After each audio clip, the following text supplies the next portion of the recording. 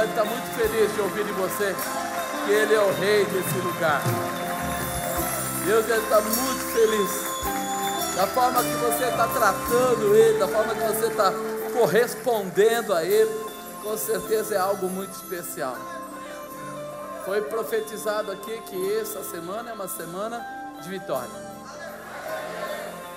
Para eu crer nisso, eu tenho que andar assim. Então, ande dessa maneira, ande acreditando, ande pedindo, ande clamando, mas ande. Não pare, porque se você para, você não acredita. Se você desanima, você não acredita. Amém? Senta aí, querido. Glórias a Deus. Oh, Deus maravilhoso. Nós colocamos hoje como tema, refletimos a imagem de Cristo. Diga, eu reflito, eu tenho reflexo da imagem de Cristo. Olha para o irmão do lado. Parece com Cristo? Ele reflete a imagem de Cristo? Sim ou não? Irmão, é uma colocação tão simples que se torna complicada. Alguém se converte quando olha para você? Não, calma aí. Espera aí, calma. Calma, no final você vai falar que sim. Espera aí. A grande realidade é que se nós refletirmos a imagem do Senhor, quando as pessoas olham para nós, eles vão encontrar essa liberação, esse tempo diferente, essa posição diferente, essa manifestação diferente do mundo. Se você fosse ao espelho e quando olhasse, visse a sua avó, como é que seria? Isso aqui é uma foto? Esse não sou eu.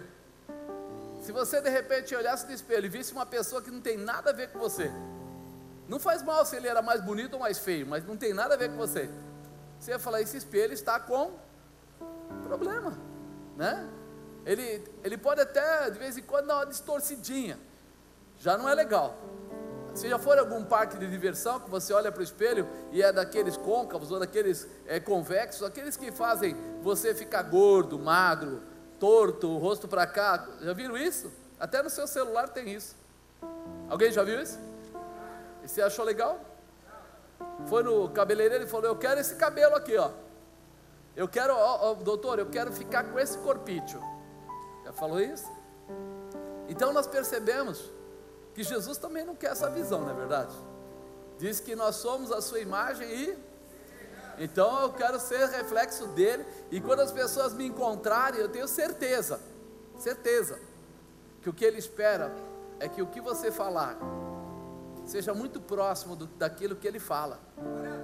Que quando você for dar uma orientação para a pessoa, você possa dar uma orientação que possa mudar a vida daquela pessoa.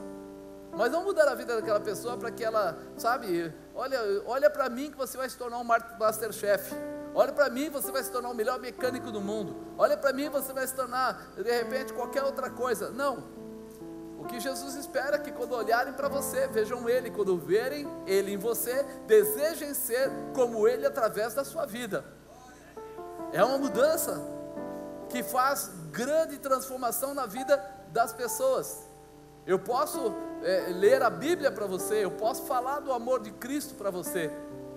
Mas se a pessoa, quando olhar para mim, perceber que isso daí é uma mentira, mesmo que seja pequena mentira, ele passa a desacreditar de tudo, não é verdade? Quando alguém fala, olha, o marido nunca mentiu, mas um dia ele chega tarde e mentiu, aí a mulher fala, eu não acredito nunca mais em você. Por que ela não acredita nunca mais se ele mentiu uma vez só? E vice-versa. A mulher, não, eu não passei o cartão de crédito, Quando você vai lá, passou. Aí você fala, me devolve o cartão. Por que você faz isso? Por que você quer tirar o cartão dela? Porque eu não confio mais nela. Uma mentira apaga às vezes 100 verdades. Uma mentira. Por isso, quando Jesus olha e diz para você que você é a imagem e semelhança dele, que você reflete a imagem dele, a expectativa não é que você não erre, mas que você procure andar dentro daquilo que a Bíblia coloca como padrão, os princípios, aquilo que está colocado. Então nós precisamos, para ser refletir, para ser o reflexo da imagem de Cristo, nós precisamos andar como quem? Como Cristo. Mas eu não vou ser pregado na cruz. Não vai mesmo, nisso não vai. Mas os discípulos dele, que se tornaram apóstolos dele, eles tinham as características dentro da vida deles. Um chamava Pedro, o outro chamava assim, né? De repente tinha lá os seus nomes, João e etc, Marcos. Mas aquilo que estava dentro do coração deles era a orientação, o ensinamento que veio para a vida deles. Através de quem? De Jesus. Porque andaram como? Com ele. Quando? Todos os dias. E aqueles 3 anos eles foram mudados, transformados. E nós precisamos ter essa característica. Nós precisamos estar preparados para isso. Abre aí a sua Bíblia, no livro de Atos, capítulo 16. Deixa eu ler o texto aí para você, né? Eu me empolgo, saio falando e esqueço até do texto, né?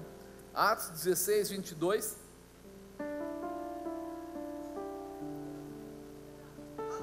Você viu que tem crente aqui, já teve um glória a Deus, aleluia, e um aleluia. O negócio está ficando bom, né? Bora lá, tem gente aí já.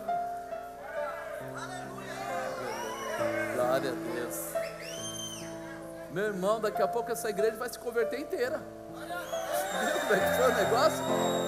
Você viu que engraçado? Começou um glória a Deus, aleluia ali com a pastora Kátia, o irmão aqui já repicou aleluia, o outro já falou, bora, vamos para cima, vamos crescer nessa fé, vamos mudar nessa história, vamos mudar nessa visão. As pessoas, quando elas olham em você e veem uma boa imagem, eles querem fazer igual.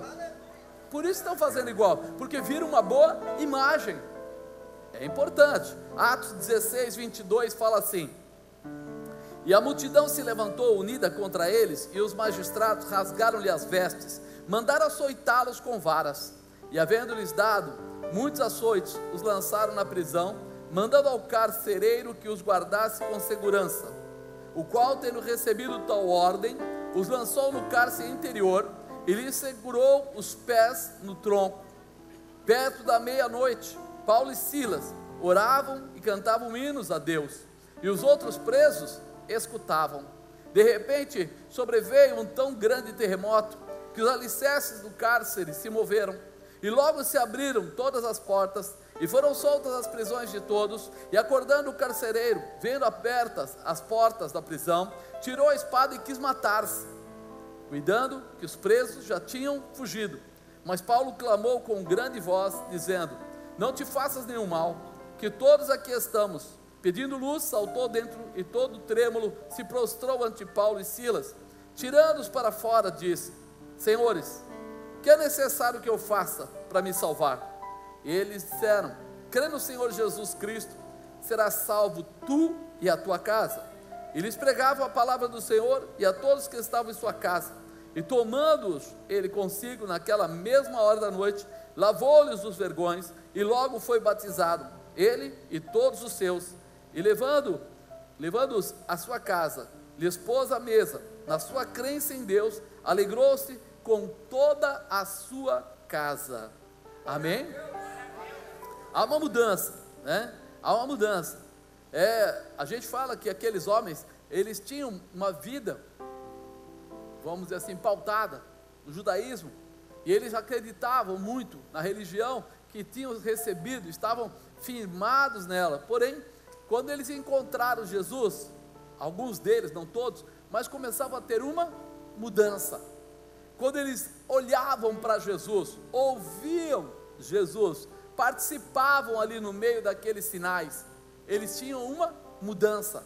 E a mudança em alguns deles era tão grande que se tornavam seguidores, discípulos. Andavam com ele, tinham uma vida parada para seguir, para realmente mudar. Eles tinham ali a conversão, a cura, alguns, né, a transformação, e as coisas iam andando, e eles precisavam entender, viver aquilo de uma forma especial. Por isso, nós precisamos ficar atentos ao que essa palavra tem aqui ilustrado, o que ela tem dito, o que ela tem ensinado. Ele, Paulo e Silas estavam presos, presos, por quê? Porque estavam pregando o Evangelho, estavam falando de Jesus. Na verdade, eles estavam sendo presos porque eles estavam contrários à fé daquele momento, que era o judaísmo.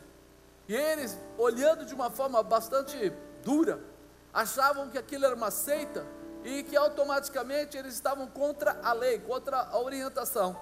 Os romanos, por sua vez, olhando para essa situação, não querendo confusão com os judeus, eles queriam que o povo ficasse em paz, então eles destacavam um grupo de soldados para poder buscar essas pessoas, para poder prender, para que os fariseus ficassem em paz, para que não houvesse de repente contendas, dissensões, de repente brigas, perseguições, e eles mesmos viviam disso, porque os impostos eram pagos pelos judeus, mas os impostos que eram pagos pelos judeus, eram pagos para os romanos recebiam esse dinheiro, então automaticamente, naquele momento, naquela dificuldade, eles falavam o quê? Se começar a ter confusão aqui, nós não vamos ter o dinheiro, nós não vamos ter os comércios funcionando, nós vamos ter problemas. Se o pessoal deixar de vender santos, aí nós não ganhamos dinheiro. Se aquele pessoal que de repente tinha comportamentos totalmente errados, em bebida, em bagunça, em outra prostituição, se eles vão parando, eles vão se convertendo e vão parando, não produz mais, não gera mais. Então o imposto não existe. E eles falavam, é melhor a gente colocar cada um no seu devido lugar. Já, os fariseus aproveitavam essa situação para fazer o quê? Pedir ajuda dos romanos e dizer, olha, tem gente aí que está trazendo confusão. E aí foi até a vez que Paulo, como Saulo, foi enviado para perseguir cristãos. E ele perseguiu. Mas chega um momento em que ele reconhece, você sabe a história, ele reconhece Jesus Cristo. E esse reconhecimento de Jesus traz a ele o quê? Passar a viver como tal, andar debaixo da orientação. Recebeu ali dos outros discípulos, apóstolos, o que deveria fazer e ele passou fielmente a realizar. Por isso, ele diz claramente, sede meus imitadores como eu sou de Cristo. Ele diz assim, olha para mim e você não vai me enxergar, olha para mim e você vai enxergar a Jesus. Imitador, para seguir a ele e enxergar diretamente ao Senhor. As palavras que ele fala, as epístolas, as cartas que ele escreveu, todas elas tinham recomendações de comportamentos que os levasse para perto de Jesus, que tirasse eles da mesmice, do engano, do pecado e colocasse eles na intimidade do Senhor. E tal, vamos dizer assim, foi o sentimento dele com tudo isso, que ele acaba indo para alguns lugares, e quando ele começa a pregar naqueles lugares que ele mesmo acabava perseguindo e tentando atacá-los, vem agora a vez inversa, agora é ele. Lembra que Jesus falou, Paulo, Paulo, por que me persegues? Duro é para ti recalcitrar contra os teus aguilhões. Quando Ananias fala, o Senhor quer que eu vá orar por ele, esse é aquele que persegue o teu povo, ele mata o teu povo. O que Jesus fala para ele? Agora você vai ver o quanto pode um homem sofrer por amor do meu nome. Agora você vai ver. Ele quis dizer assim, ali haverá um reflexo tão forte, que ele não vai para a cruz, mas ele vai tomar surra, ele vai ser apedrejado, ele vai verter sangue dele pelas ruas, mas vai continuar ministrando a salvação, falando sobre a salvação. E nesse momento declara isso, que ele estava lá fazendo isso. Eles pegaram ele, levaram e até deram os açoites, e havendo-lhes dado muitos açoites, os lançaram na prisão e colocaram lá e falaram, prende ele, mas não só coloca dentro, prende ele no tronco, quer dizer, corrente na perna, corrente na mão, ou seja, nenhuma chance dele sair de lá. E aí fala que depois de tudo isso, perto da meia-noite, Paulo e Silas estavam fazendo uma tremenda festa dentro da prisão, estavam lá se divertindo, com bebida, com mulheres. Tem 3 crentes na igreja, que lê Bíblia, tem 3 crentes, não é isso não, ele fala que eles oravam e cantavam hinos a Deus, e os outros presos faziam parte da célula, estavam na célula da cadeia, né? Irmão, Não existe nada que diga que não pode ter célula na cadeia. Está lá, ele estava lá, estava fazendo a dele. Mas uma coisa interessante, eu disse para você que ele apanhou, está aqui, muitos açoites, lançaram ele na prisão.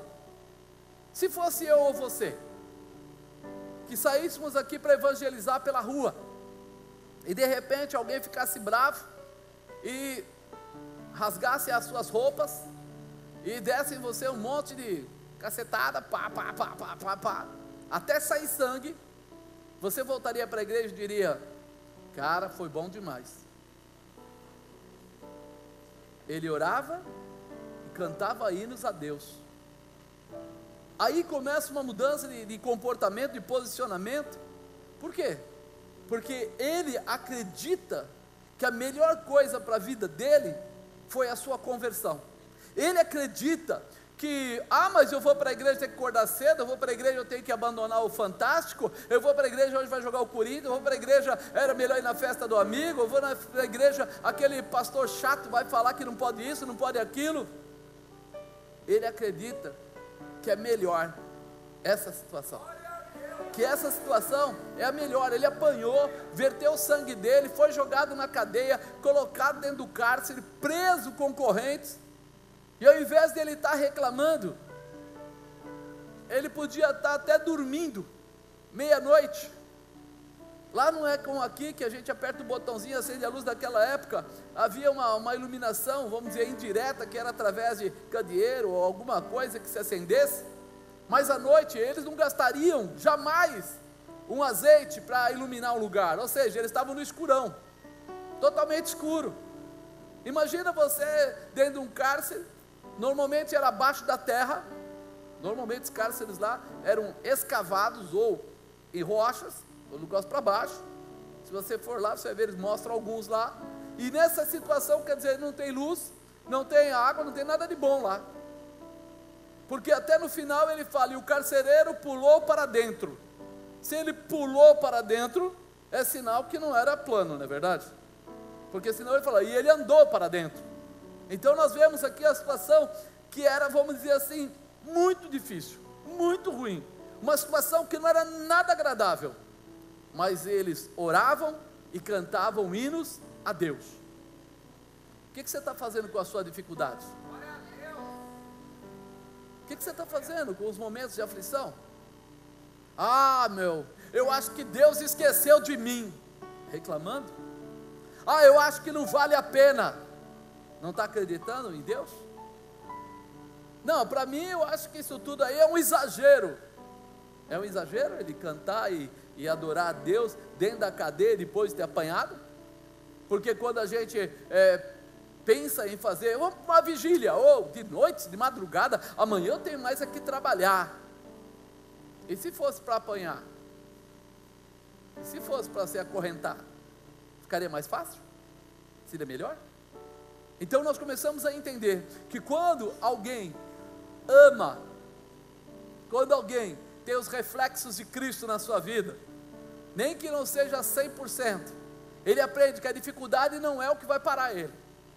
Fala para a pessoa do lado: não é a dificuldade que vai te parar.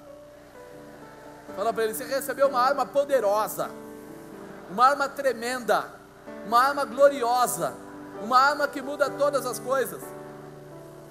O que é? Orar e... Ele está aqui, oravam e nem colocou jejuavam. Está aqui, só oravam e adoravam. Porque cantar, muita gente pensa que cantar muda alguma coisa. Cantar não muda nada. Muda quando você adora. Mas qual a diferença de cantar e adorar? Quando eu canto, eu apenas repito o que eu ouço ou o que eu aprendi. Quando eu adoro, sai daqui de dentro. Quando eu adoro, eu trago para dentro da minha vida. Aquela hora o pastor Fábio colocou: vamos cantar Silmar. Aí ele falou do mar. Silmar, como é que é?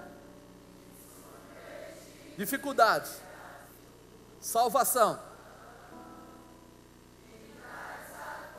tirou você do buraco, você volta novamente daquilo que estava perdido. O problema não segura, você anda sobre ele. Dá para você entender? a certeza, a garantia da fé, da realização, da manifestação. A diferença de cantar e adorar é isso. Eu pego aquela música e trago ela para dentro da minha vida. Você vê que tem gente que quando canta, ele canta, mas tem gente que quando canta chora. Porque o louvor entra na área interior dele, divisão da alma e do espírito, e traz algo chamado quebrantamento. E quando ele traz quebrantamento, é quando ele libera, quando ele purifica, quando ele restaura, quando ele cura a alma. É aí que a pessoa se converte, é aí que a pessoa é transformada. Então ele, quando estava dentro da prisão, ele estava lá, oravam, cantavam hinos a Deus, e ele estava quase que dizendo para Deus: Senhor, não é o melhor lugar para estar, mas se o Senhor está, eu também estou, não tem problema nenhum. Não é o lugar que eu queria estar, mas se o Senhor está aqui, eu vou passar, eu vou ficar, eu vou estar aqui de uma forma especial. Quando você começa a orar e adorar, você começa a provocar o céu. Você começa a provocar a manifestação de Deus de uma forma especial. Quando você começa a orar, quando você começa a falar com Deus, quando você pega lá um trecho da Bíblia, lê e começa a repetir aqueles versículos dizendo: Senhor, eu creio, o Senhor abre porta, não depende baixo na nabacandarabai.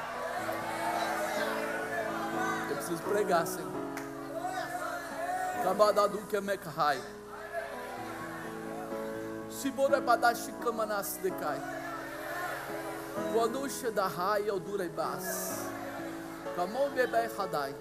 Quando eu preciso da mudança, eu busco em Deus a minha mudança. Eu acredito no poder que Ele tem. Eu acredito que o Senhor Paracandai, Ele permitiu que eu fosse. Ele está junto para me livrar de qualquer situação.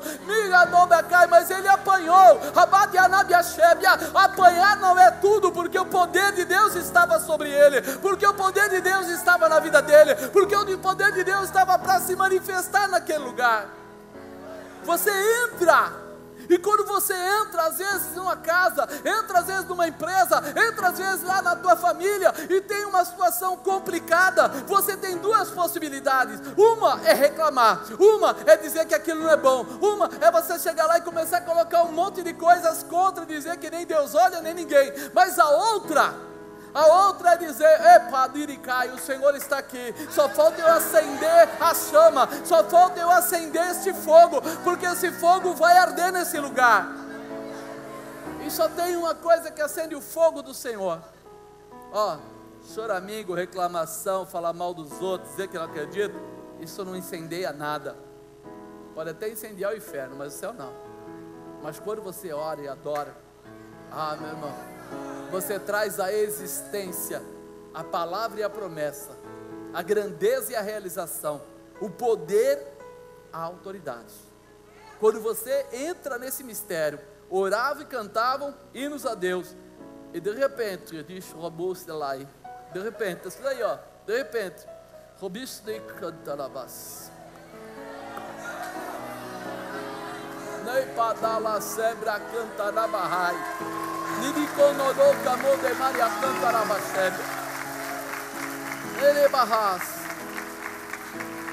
Amado, de manhã eu estava pregando e o Senhor falou assim: hoje começa uma grande mudança. Hoje, não falou amanhã, não falou a semana que vem, não falou o mês que vem. Eu tenho uma tadikahai shubia, eu tenho uma tradishinehai, eu tenho uma certeza que Ele colocou aqui. De repente sobreveio um tal grande terremoto. Deus vai fazer um terremoto por tua causa. Deus vai fazer um terremoto por causa da sua oração, por causa do seu clamor, por causa da sua adoração. Não vai ser lá, vai ser agora. De repente. Tem gente que diz: você não sabe a dificuldade que eu estou passando. Eu nem tenho que saber a dificuldade que você está passando, nem tenho. Mas Ele sabe. E quando eles chegaram na cadeia, Parece que o hino era aquele hino assim: quando eu cheguei aqui, meu Senhor já estava, sabe? Ei, ele chegou lá e Deus já estava lá. Ele apenas reconheceu. Por isso ele orou e cantou. Você nunca está sozinho. Não importa onde você anda. Ainda que eu ande pela vale da sombra da morte, não temo mal algum. Ele está lá com a sua vara e o seu cajado, esperando por você, para abrir o seu caminho e liberar a tua vida. Por isso ele falou aqui: de repente sobreveio um tão grande terremoto, que os alicerces do cárcere se moveram, e logo se abriram todas as portas. Quantas portas se abriram? Qual é a porta que está fechada para você, irmão?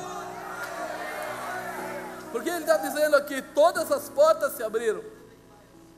Quebede Roshicai, de Kirion de Res, de Kebidu Hasebia.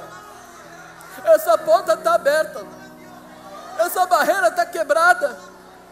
Não há impedimento, nem há levante que possa segurar. Quando eu começo a operar, as portas foram abertas. Por que você não passa? Por que você não vai? Se eu já disse que a porta está aberta, o que falta para você ir? O que falta para você assumir? O que falta para você se posicionar? Eu quero mudar a tua história, eu quero mudar a tua vida, mas você tem que passar pela porta. Talvez você reclame, mas tem mais do que a porta.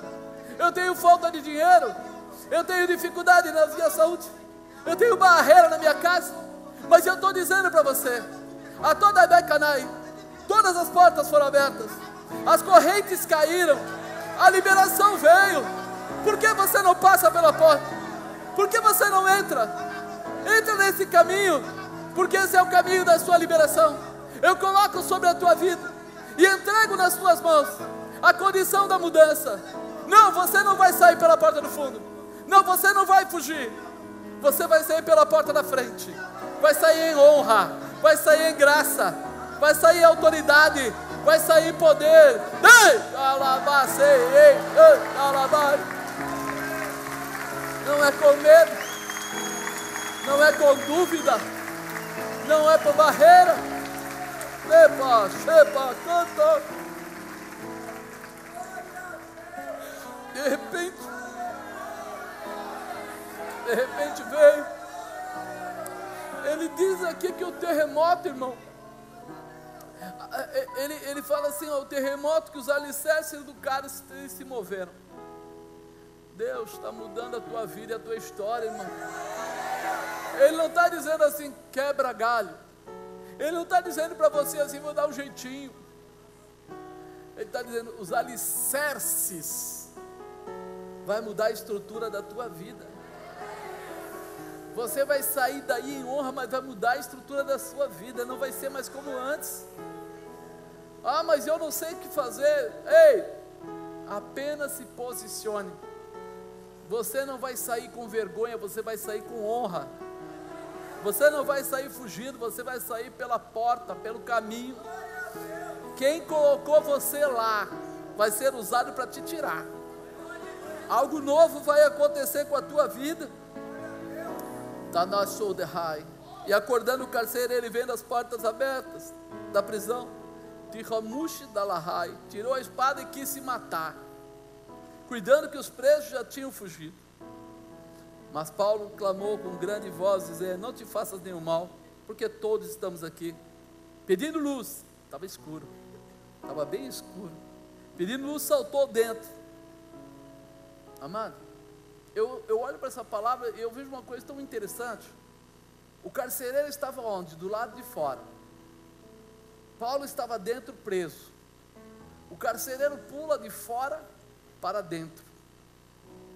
Deus vai levantar gente para entrar no meio da sua dificuldade. Vai levantar gente para pular de fora para dentro. No lugar que você estava retido, Deus vai te liberar. Mas não vai ser uma liberação assim: ó, faz isso aí, procura, faz alguma coisa diferente. Não, não, não.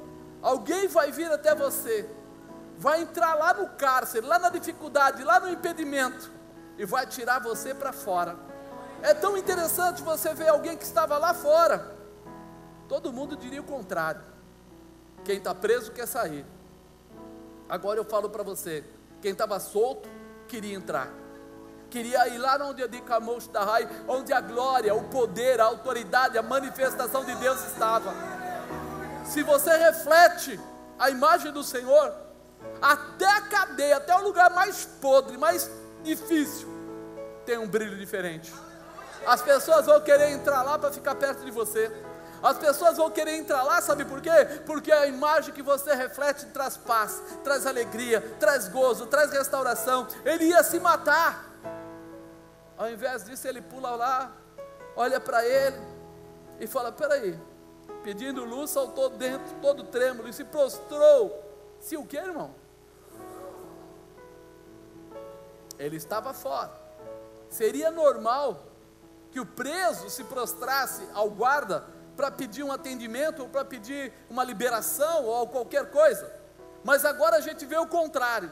O carcereiro olha para Paulo, vê a imagem de Cristo nele, vê a posição dele, o caráter dele, a contemplação da glória. Ele não fugiu, ele não se moveu, pula dentro da cadeia e ajoelha nos seus pés. Se você pensa que tudo aquilo que você passou ficou para lá, Deus vai restaurar e vai trazer em dobro. A perseguição virará honra, a dificuldade vai virar glória. Pode marcar, o pastor Fábio começou a profetizar, pode marcar, Deus vai trazer alguém para pular no meio da sua dificuldade. Você vai dizer: isso é loucura. Não é não, é Deus abrindo essa porta para você passar, mas não de qualquer maneira, em honra. Diga: honra. Deus vai me honrar. Que é porra do Xelebai. Ele diz assim: tirando-os para fora. Quem tirou eles para fora? Carcereiro. O que tinha que prendê-lo estava tirando ele para fora. O que tinha que manter ele lá retido de qualquer maneira, falou que até inclusive colocando a corrente e tudo mais, chama ele para fora. Olha o que ele fala: tirando para fora, disse: senhores, que é necessário que eu faça para me salvar? Ele não falou para eles assim: vocês têm que fazer alguma coisa. Falou para eles assim: que é necessário que eu faça para me salvar. Ele, aquele carcereiro, estava vendo realmente a presença de Deus e queria a mudança da vida dele, porque olhou para Paulo e refletiu nele o tamanho da glória de Deus. Tem gente, irmão, vou ser bem claro para você, que sabe orar para pedir porta de emprego, que sabe orar para pedir dinheiro, que sabe orar para pedir pelo filho, pela mulher, pelo marido, pelo cachorro, pelo gato, pelo coelho, sabe pedir por tudo, mas não entra num processo desse, oração e adoração, não entra num processo de intimidade com Deus, e ele esquece algo que é muito claro, que é muito real. O que? Você foi concebido, você tem 3 partes na sua vida. Quais são elas? Corpo, alma e? Corpo, alma e? O que é esse espírito? É o espírito? Não, é o seu espírito. Corpo, alma e espírito. É o seu espírito, não é o Espírito Santo. É uma parte do espírito que Deus colocou em você, que pertence a quem? A Ele. Quando nós entendemos isso, a gente começa a entender que tem algo maior da parte de Deus para nós, que Deus tem coisas grandes para a gente, e nós não estamos prestando atenção.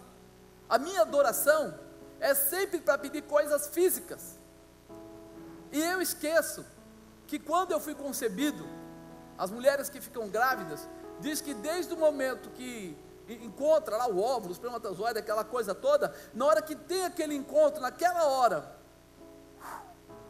sopra o fôlego de vida, o Espírito já está dentro dela. Mas eu coloquei no aparelho lá para ver, e eu vi uma coisa tão pequena, tão pequena, tão pequena, tão pequena, que só daquele jeito dá para ver alguma coisinha. Pois é, já tem o Espírito de Deus lá, já tem aquela participação de Deus ali, já tem o fôlego de vida. Agora, quando eu olho para essa situação, eu começo a entender algo mais profundo. Peraí, eu preciso lembrar que Deus quer fazer coisas grandes, E que quando eu for pedir alguma coisa, eu devo começar pedindo pelo Espírito. Por que eu tenho que começar a pedir pelo Espírito? Porque tudo que você está vendo foi criado para que você tivesse a bênção. Lembra lá em Gênesis? Deus criou o céu, criou a terra, criou a água, criou os animais, criou a árvore, criou tudo. E quando Ele criou tudo, Ele criou o homem. Depois, e disse, não para a terra, não para o cachorro, não para o gato, não para o coelho, não para o girafa, mas Ele disse para o homem, domine sobre a terra. Ele deu a ele essa condição. Toma banho. Ele deu a ele essa condição, dominar sobre a terra. E o homem agora, ele está sendo dominado pela terra. Ele está sendo dominado pelas necessidades que talvez às vezes ele mesmo gera, mas está sendo dominado. E ele, quando vai pedir algo para Deus, ao invés de ele pedir a presença de Deus, ele gosta de pedir o material. Mas o material não traz Deus, Deus traz o material. E eu perco essa sensibilidade. Nós cansamos de falar o versículo, buscai a Deus e as demais coisas. Então ele diz para buscar a Deus e a sua justiça. Ele não diz assim, busque a Deus, porque se ele dissesse busque a Deus, então você estaria certo só falando das dificuldades, da falta de dinheiro, da briga do casal, do filho que saiu para usar droga, disso, daquilo, estaria certo. Mas esse não é o caminho certo. Buscai a Deus e a sua justiça. Quando eu busco a justiça, eu busco a justificação. E a justificação só tem um caminho. Quem é que te justifica? Jesus. Através do quê? O sangue. Ele derramou o sangue dele. Quando eu busco Jesus, eu busco também o quê? Os princípios que ele declarou, os ensinamentos que ele declarou. É isso que muda a história, é isso que muda a estrutura. Quando eu sei orar, quando eu oro da forma correta, quando eu oro buscando primeiro o Espírito, porque quando eu trouxer o Espírito, eu trago a minha intimidade com Deus. Quando eu trago a minha intimidade com Deus, eu trago a própria manifestação do Pai, do Filho e do Espírito Santo. Quando eles vêm, tudo aquilo que é gerado por eles vem. Quem criou o céu e a terra? Então se ele vier, todo o restante vem também. Quem criou? Quem que é o dono do ouro e da prata que a gente fala?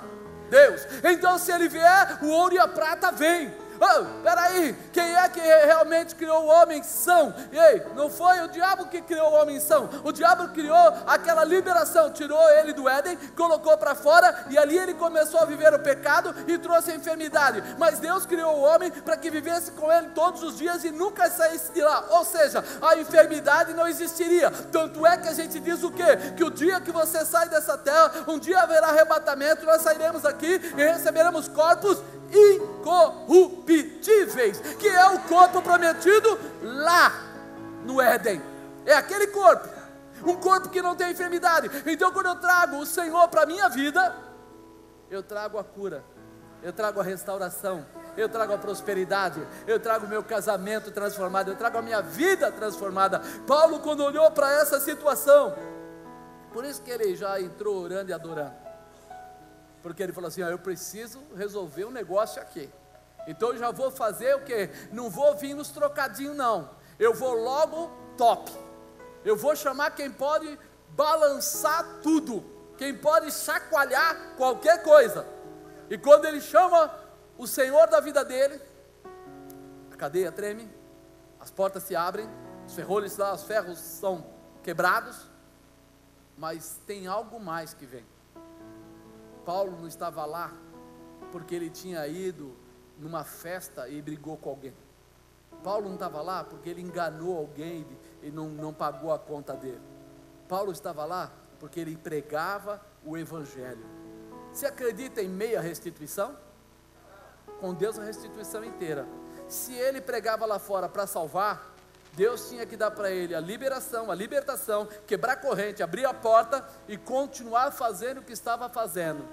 Por isso, peraí, que é necessário que eu faça para me salvar? Ele estava fazendo isso lá fora. O Senhor vai restaurar, vai dar para ele tudo. Você chamar Jesus para a sua vida, orando, adorando, Deus não vai só quebrar o galho, Deus não vai só abrir uma porta, Deus não vai fazer você sair de hoje para amanhã. Não, sabe o que eu vou fazer? Hoje você vai pagar a sua conta. Não. Isso é quebra galho. Deus vai prosperar a tua casa. Deus vai prosperar o teu relacionamento familiar. Deus vai abençoar os teus filhos e os filhos dos teus filhos. Deus vai abrir as coisas de outra maneira. Não vai ficar corrente, não vai ficar nada. Mas o que você tinha como promessa no começo, vai acontecer. Vai ser completo. Ele restitui tudo. O inimigo vai ser envergonhado na tua vida. Tem muito crente querendo mostrar a imagem de Cristo, mas mostra uma imagem distorcida. Isso ele pode fazer, isso ele não pode fazer, isso é bom ele fazer, isso não é bom ele fazer. Espera aí, que Bíblia você está lendo, santo? Ele sabe todas as coisas, pode todas as coisas, e a ele nada pode ser impedido. Mas será que eu estou pronto para receber todas as coisas? Para fazer todas as coisas? Porque se eu não tiver, ele mesmo vai tentar me proteger, evitando que eu ultrapasse alguns limites e algumas barreiras. Paulo estava preparado. Imediatamente eles disseram: crê no Senhor Jesus Cristo, serás salvo tu e toda a tua casa. Pergunta: o carcereiro estava com a mulher e os filhos dentro da cela? E por que então Paulo fala tu e a tua casa? Ele já entra profetizando: Senhor, se o Senhor vai me dar uma parte, dá inteiro. Se eu vou converter esse homem, me dá logo a família inteira. Já me dá logo é tudo. Você precisa entender a cabeça de um Paulo. Você precisa entender a cabeça de um apóstolo. Você precisa entender a manifestação que fica. Não é quebra-galho, não é um pouquinho. Tudo o melhor. Oh, rei, cheio, padai, canto, ali. Você vai falar o quê? Não, apóstolo, se meu filho só parar de usar droga, tá bom. Mas ele ainda bebe. Não, mas beber tudo bem. Não. Você está falando com o Deus errado. Vai procurar outro Deus. O Deus que eu conheço é o seguinte: Ele faz tudo. Liberta, cura, restaura, transforma, prospera, abre porta onde não tem porta. E se o inimigo vier contra você por um caminho, vai ter que fugir por 7 caminhos. É a manifestação da glória, é a manifestação do poder, é o que Ele tem para entregar na sua mão.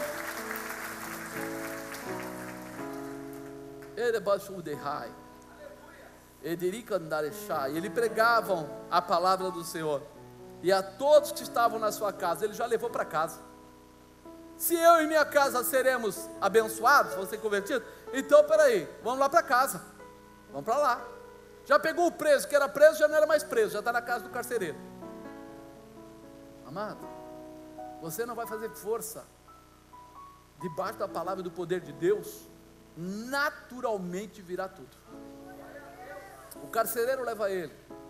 O carcereiro vai lá para dar a condição para ele de realizar. Olha o que ele fala: tomando ele consigo, naquela mesma hora da noite, lavou-lhe os vergões. Ele foi lá, o homem foi cuidar das costas dele, foi cuidar das marcas que tinham ficado no corpo dele. O zelo, o cuidado de Deus é completo. Você não vai ter que pregar o evangelho, como muita gente diz, debaixo de chibata. Não, calma. Se você buscar a presença de Deus, Deus vai fazer o que for necessário naquele lugar. Se você chegar naquela casa para pregar o evangelho e não tiver comida, alguém vai trazer alguma coisa e vocês vão comer. Eu preciso entender que Deus cuida dos seus filhos. Agora, o carcereiro que mandaram ele colocar Paulo preso, algemado e blá blá blá blá blá blá, já levou para casa, já está limpando os vergões. Se está limpando os vergões, imagina se ele não deu para ele alguma coisa para comer. Imagina se não deu para ele algum cuidado. E logo foi batizado ele e todos os seus. Paulo perdeu tempo? Olha o que diz. E logo foi batizado. Amado, quem é você? Você reflete a imagem de quem?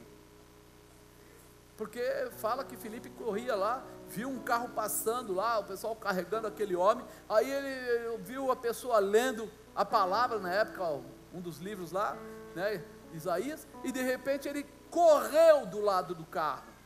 Fez o quê? Se dispôs, correu.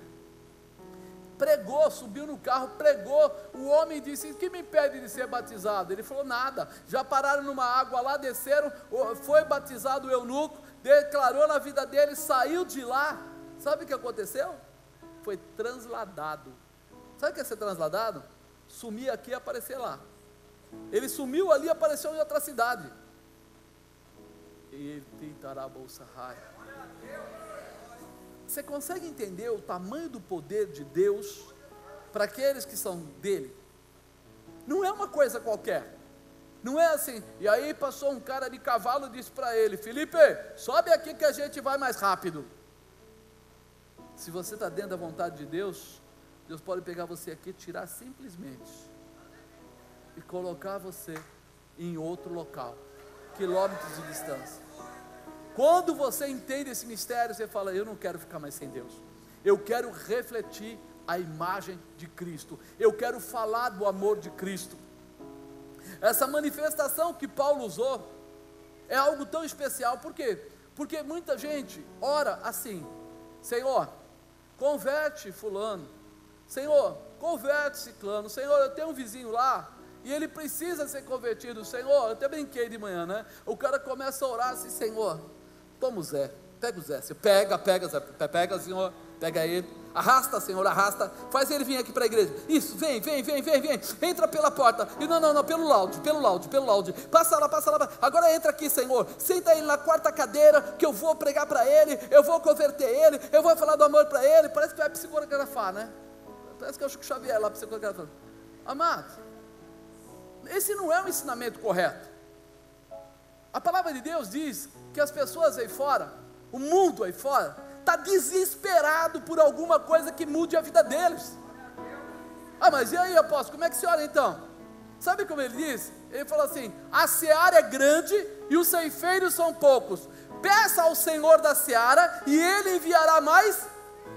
Alguma vez você viu o trigo falando: ei, vai me cortar aqui logo ou vai demorar? Chama lá o que vai colher.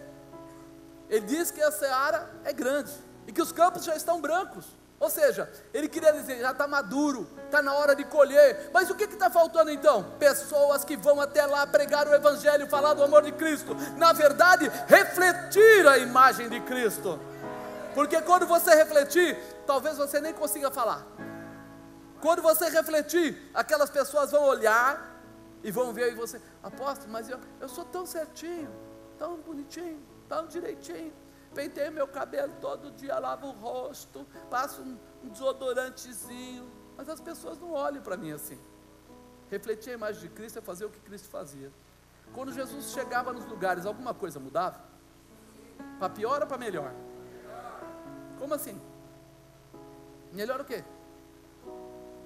Se tinha gente lá cega, enxergava. Se tinha gente que não andava, ia passar a andar. Se tinha gente lá que estava com lepra, ia ser curado. Ele, meu irmão, fazia o serviço completo: cama, mesa e banho, só fazia tudo. Chegou no lugar lá, uma multidão chegou em volta dele, ele pregou o evangelho, ensinou o evangelho, ele curou os enfermos. Aí veio o discípulo: Senhor, despede eles, todo mundo está com fome aqui, e a cantina da Aliança da Paz não funcionava lá, então está com fome aqui. Então aí o que aconteceu? Jesus falou: o que vocês têm? Aí André apareceu lá com alguns poucos peixinhos, pãezinhos. Ele falou: manda sentar de 50 e 50. Ele falou: esse cara é louco, vão sentar para quê? O que tem aqui mal dá para os discípulos. O que ele fez? O próximo passo dele foi orar. Aquilo que ele ensina, haverá multiplicação. Quando? Quando eu invocar a intimidade com Deus. Nesse período ele estava em carne e em sangue. Ele chamava a presença, ele chamava o poder. Através do que? Oração. Ele vivia num potencial de adoração a Deus constante. Porque tudo que ele falava do Pai. O Pai me enviou, o Pai isso, o Pai aquilo. Ele dava o quê? Honra para o Pai. E aí ele ora. E aí os pães e os peixes fazem o quê? O que faz? Multiplica. Todo mundo come e ainda sobra 12 cestos. Todo mundo, eles dizem que é mais de 5.000 pessoas, mais de 5.000 homens. Quer dizer que ainda tem mulher e criança. Quando você olha para isso, você fala assim: peraí, que cuidado, que poder é esse? Quando é que eu vou começar a entender que eu sou um dos ceifeiros que Deus está esperando. Que a minha vida, diga a minha vida, faz de mim transmitir a imagem de Cristo. Agora olha para o irmão do lado, vê se ele está com a imagem de Cristo. Eu vou refletir, eu vou começar a refletir a imagem do Senhor, e quando olharem para mim, desejarão ter aquilo que Ele dava. Então eu não chego no lugar simplesmente por chegar, mas quando eu chego, alguma coisa tem que mudar. Quando eu chego, a presença de Deus tem que se manifestar. Ah, mas eu tenho medo. Então você ainda não está refletindo a imagem de Cristo. Você precisa orar mais e adorar mais. Por quê? Porque quando você orar e adorar, você vai começar a sentir prazer, alegria. Paulo, o senhor não sabe o que eu passo, o senhor não sabe as minhas dificuldades, o senhor não sabe os momentos de aflição.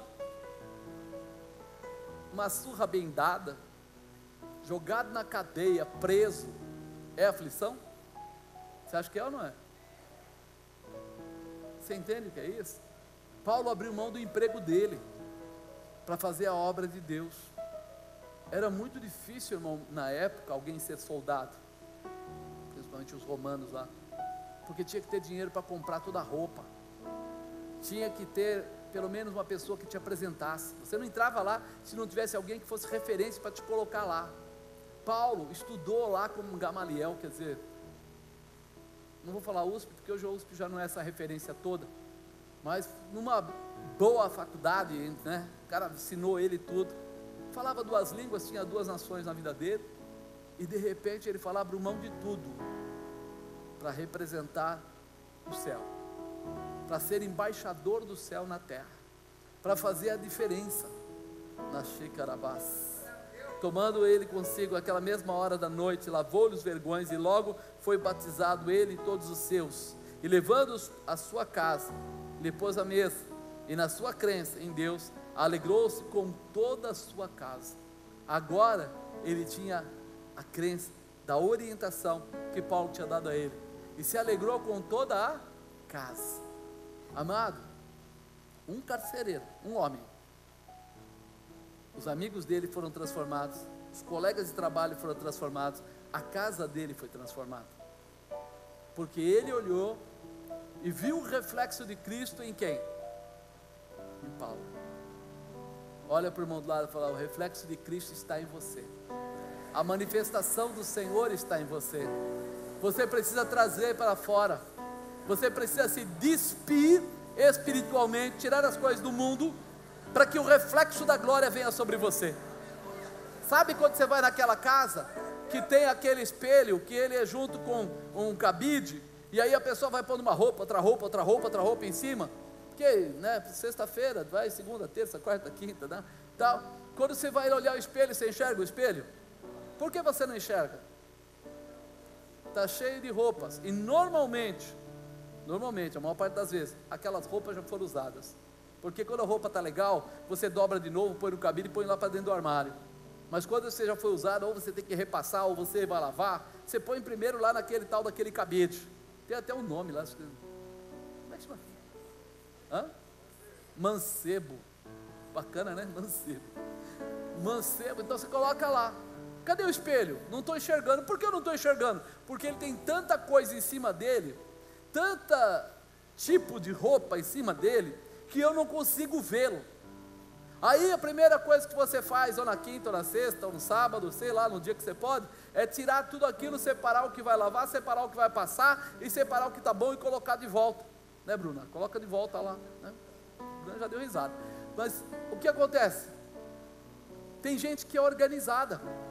Quem é organizado? Aquela pessoa que quando, a Bruna falou, sou eu, que chega em casa, ele tira a roupa, pode até ser de noite, ele tirou rápido, né? Até para respirar, às vezes a roupa, eu tenho o hábito de tirar o blazer, deixar ele pendurado fora de qualquer jeito, de um dia para o outro, para respirar, sapato, eu deixo de um dia para o outro, e aí no outro dia o que eu faço?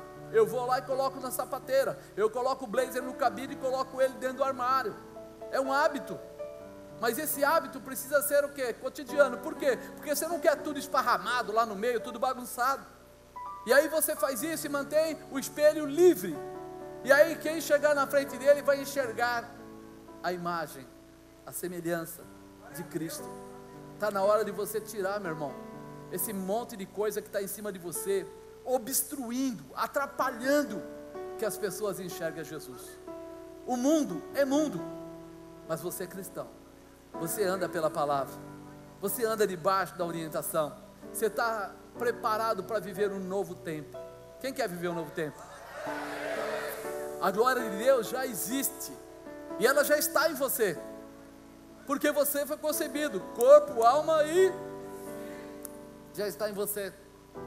Só que nós precisamos desobstruir, nós precisamos equilibrar uma nova versão de Deus na vida da gente. Espera aí, eu aprendi que quem não chora não mama. Eu aprendi que se eu mentir uma vez ou outra é melhor do que perder o amigo. Eu aprendi que eu sou camaleão, que às vezes eu acabo fazendo coisas, bebendo e mentindo e fazendo outras coisas só para satisfazer aquela pessoa que está lá. Eu nem gosto tanto. Eu preciso arrancar todas essas vestes erradas para que o brilho do Senhor se manifeste em mim.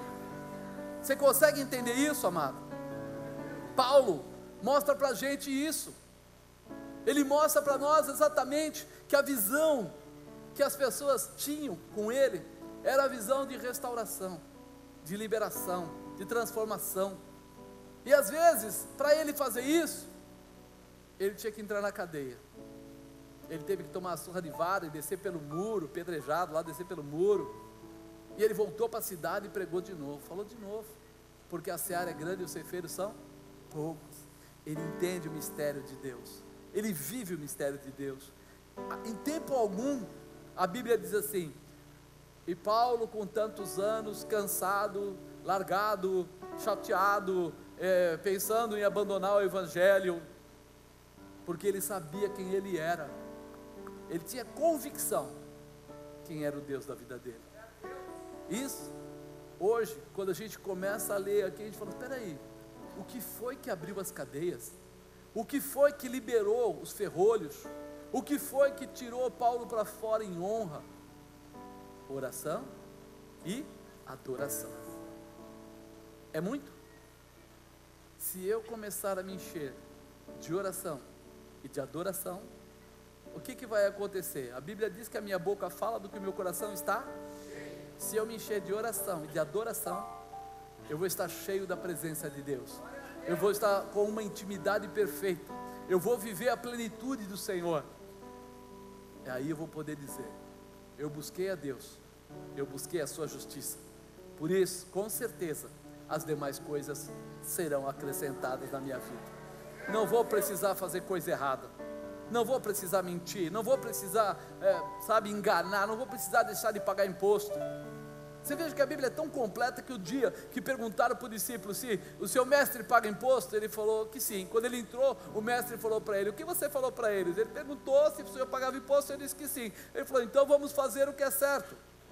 Pesca o primeiro peixe, tira o dinheiro da boca dele. Ele foi lá, pescou, tirou o dinheiro, e aí o que aconteceu? Ele foi lá e pagou. Dai a César o que é, e dai a Deus o que é de Deus. Deus não precisa fazer muamba, ou fazer rolo, ou fazer coisas enganosas.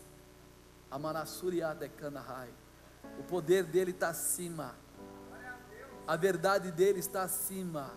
Quando ele disse: conhecereis a verdade, e a verdade vos libertará, ele queria dizer assim: não ande na mentira, não tente dar jeitinho, porque o pai da mentira, você já ouviu falar dele, né? Quem que é? Satanás, esse cara aí. Aí você fala assim: peraí, Satanás é o pai da mentira, e eu vou começar a achar motivos, então tem alguma coisa errada. Ele não precisou mentir, ele passou a aflição, ele teve um momento de dificuldade, mas o que ele fez com a dificuldade? Transformou ela. Aquilo que parecia perda, virou ganho. Aquilo que parecia impossível, deu a ele respostas. O que estava ali para ele ser preso, ficar preso, etc, etc, agora era o carcereiro, os amigos de trabalho dele, as pessoas que conheciam ele, os familiares dele, todo mundo convertido, todo mundo mudando de posição, restaurando a sua vida, porque ele não mentiu, não enganou, não manipulou, mas ele estabeleceu a imagem de Cristo. Amado, está na hora de jogar fora essas roupas velhas. Está na hora de tirar essas roupas que estão para lavar. Elas só cheiram mal. Fica lá uma em cima da outra, daqui a pouco está cheirando mal. Está na hora de tirar isso tudo e permitir que as pessoas olhem e enxerguem aquilo que está em você. Corpo, alma e vão enxergar a manifestação espiritual da sua vida. Você vai refletir a Jesus. Simples assim. Narra sua e canta labás. Fica de pé. O que é? O que é que está impedindo? O que é que está bloqueando? O que é que está atrapalhando?